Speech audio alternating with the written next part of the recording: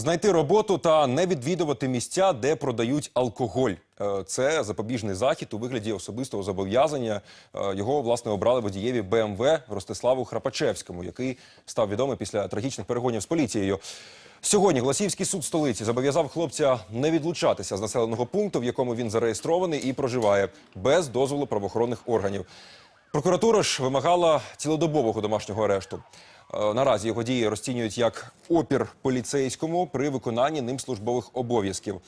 3 тижні тому Храпачевський у стані наркотичного сп'яніння кермував автівкою, нагадаю, в якій було ще 3 його друзів, і відмовився зупинятися на вимогу поліції.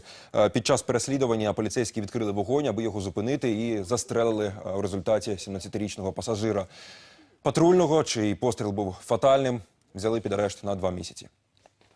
Ростислава, а чи вважаєте ви себе винним у тому правопорушенні? Смерті хлопців ні. В адміністративних порушеннях вважаю себе винним. А опору працівнику? Ні. Правоохоронних органів? А чому? Тому що Не было никакого опера, не было